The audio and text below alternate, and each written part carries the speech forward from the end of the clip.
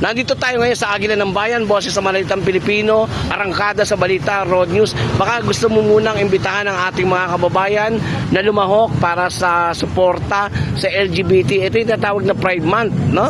Okay, si JM Pacheco Mejia, baka gusto mong salita para sa ating mga kababayan. So binabati ko po yung ating mga residente po ng ating barangay 171, especially po sa ating mga kabataan, mga batang bagumbong. Inimbitahan ko po kayo na makilahok at makiselebrate po sa aming dating Pride March.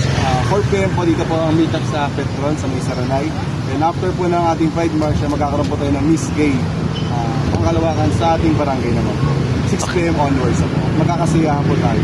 So tayo ay nasa ilalim ng pangunguna ni Kapitan Romy Rivera, tama? So baka gusto mong batiin ang ating kagalang-galang na kapitan. So binabati ko rin po ang ating Kapitan Romy Rivera at ang kanyang kapatid din po na Suntubi Kapitan Kagawad Santi Rivera. Jem, nag-uulat kasi ang road news, no? Bakit si Kap Romy o Rivera ang sinamahan at gusto mo makasama sa labang ito? And so naniniwala po tayo na maraming nagawa ang ating Kapitan Romy Rivera. Kaya tayo po gusto rin maraming magawa sa ating mga kabataan sa ating Barangay 17. Baguhin ang lumang sistema na nakasanayan sa ating kabataan sa Barangay 17. Nakita mo na ba ang mga bagay at mga magandang ginawa ni Kapitan Romy Rivera? At baka gusto mo ibahagi sa ating mga kababayan na hindi pa nalalaman, lalo na ng kapwa kabataan.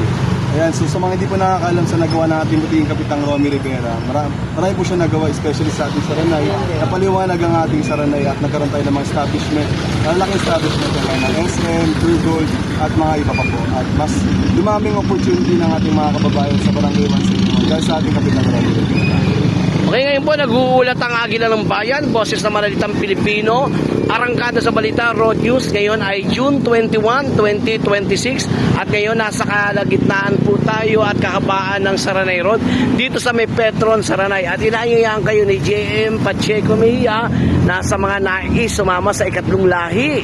Mga kababayan natin, mga ikatlong lahi, ito ay sumusuporta para palakasin at bigyan pa ng sabi nga natin ng bilang suporta at makabuluhang bagay ang ating mga kababayan na ikatlong lahi.